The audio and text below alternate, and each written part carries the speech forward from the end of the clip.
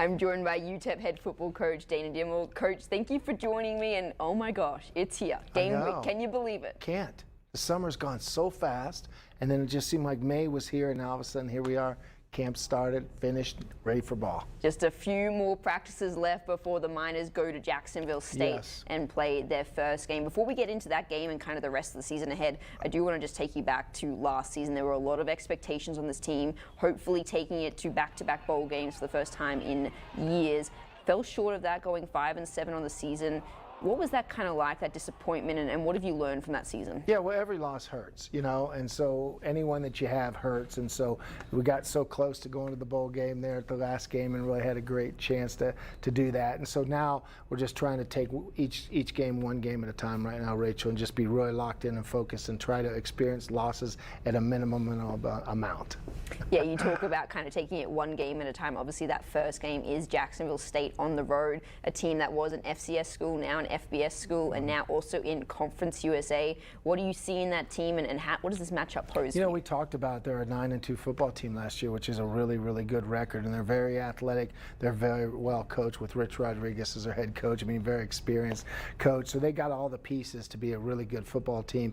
And for me, I don't care what level they were at 9-2. You don't go 9-2 and not be good, because I just don't think there's a huge difference between FCS and FBS. You talk about them having a lot of experience and kind of all the tools. You could potentially say the same thing about you guys, your 6th season at the helm. How do you feel about this team heading into this first game? I feel really good. I like the mentality of our team. I like the leadership on our football team. I like the talent on our football team.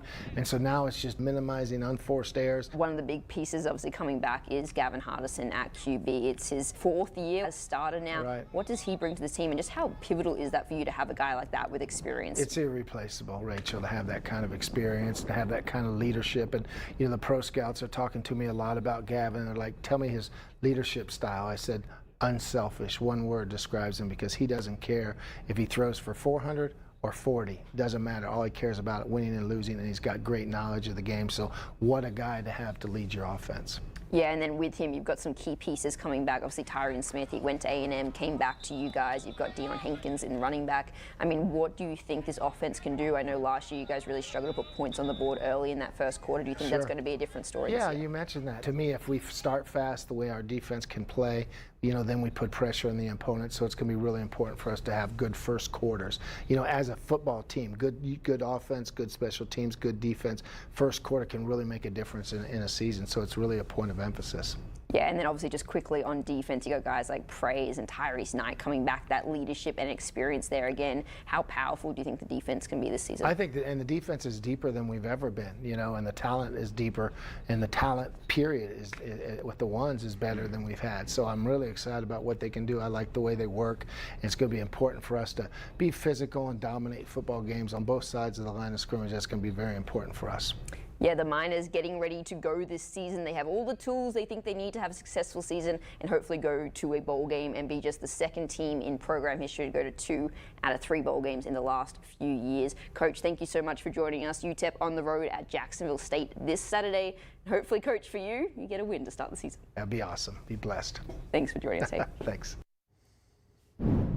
All right, we continue with that ABC 7 First Alert, and while we are just tracking some kind of very widely, maybe even isolated thunderstorms out there, the bulk of the moisture is going to push in here throughout the day tomorrow. Tomorrow looks like one of those days where, you know, we have the potential for some flooding in some spots. And Edie's joins us, joins me, our latest storm tracker. And folks, when we have heavy rains, you know, have the umbrella handy, but also check those wiper blades too.